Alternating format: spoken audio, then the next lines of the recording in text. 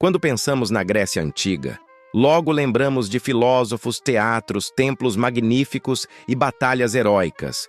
Mas existe uma parte dessa história que raramente aparece nos livros escolares. A vida das mulheres que viviam na sombra, exploradas para o prazer dos homens. Este vídeo revela a verdade sobre o sofrimento oculto das trabalhadoras sexuais na Grécia Antiga. Mas antes, se você gosta de história, já deixa o like e se inscreve no canal. Na Grécia Antiga, a prostituição não era apenas tolerada, mas também institucionalizada. Bordéis oficiais, chamados pornai, eram espalhados pelas cidades. Segundo alguns relatos, o próprio legislador Solon teria regulamentado a prostituição em Atenas, estabelecendo bordéis controlados pelo Estado, cujos lucros iam para os cofres públicos. Mas isso não significava respeito ou igualdade. A sociedade via essas mulheres como necessárias, mas indignas.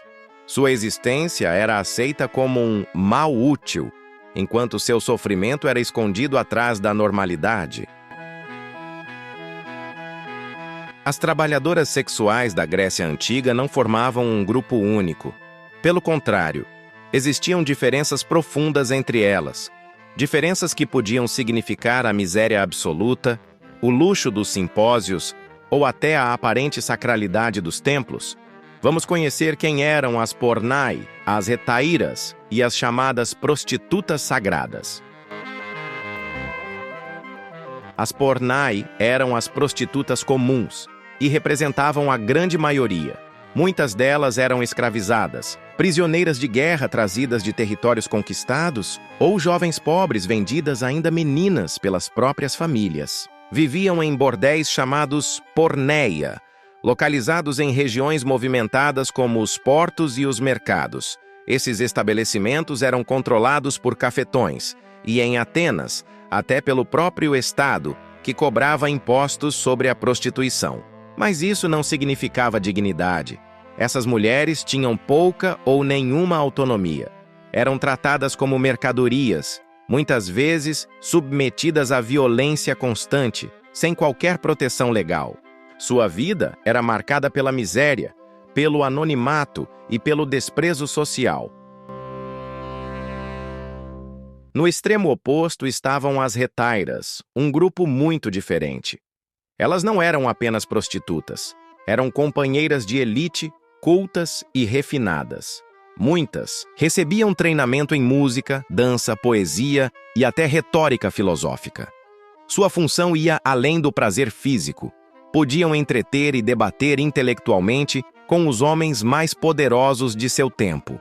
Nos banquetes, os famosos simpósios, as hetairas, eram convidadas a beber e conversar ao lado de políticos, generais e filósofos. Algumas conquistaram enorme prestígio, como Aspásia de Mileto, companheira de Péricles e admirada por Sócrates.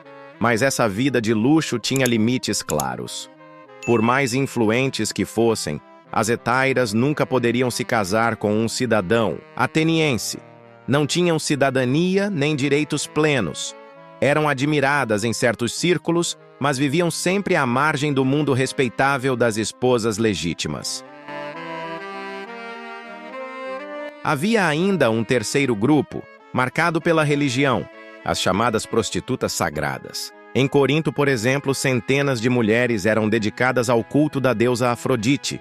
Elas atendiam peregrinos e devotos como parte de um ritual que oficialmente era visto como um ato sagrado. Aos olhos da sociedade, essas mulheres estavam ligadas à fertilidade e ao poder divino. Mas na prática, sua vida não era livre. O dinheiro obtido nesses rituais não ficava com elas, e sim com o templo ou com autoridades locais. Assim, a sacralidade era muitas vezes somente uma fachada para esconder a exploração.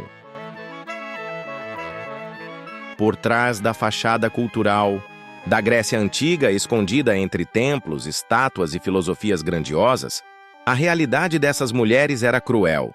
Muitas não chegavam à prostituição por vontade própria, mas pela força. Eram prisioneiras de guerra, arrancadas de suas terras e transformadas em escravas sexuais. o corpo usado como parte do espólio conquistado. Outras eram filhas de famílias pobres, vendidas ainda meninas pelos próprios pais para pagar dívidas ou escapar da fome. Mesmo as hetairas, que conviviam com filósofos, generais e artistas, não eram realmente livres.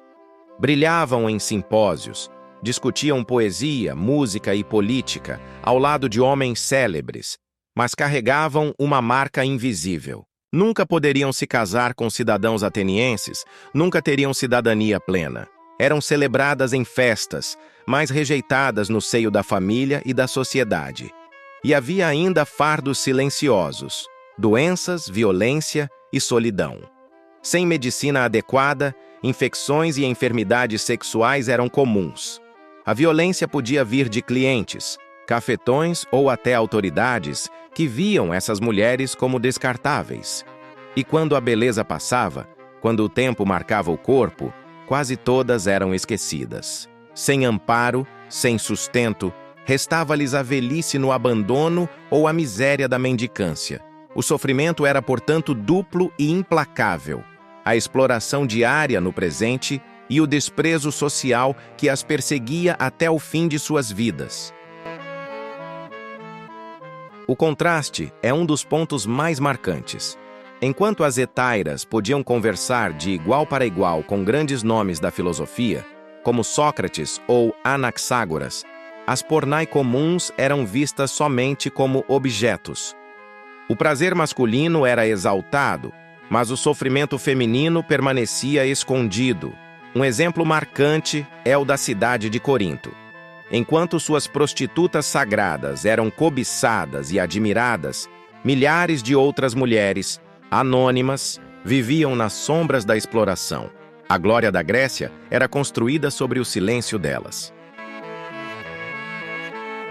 Esse sistema influenciou a visão da mulher em toda a história ocidental.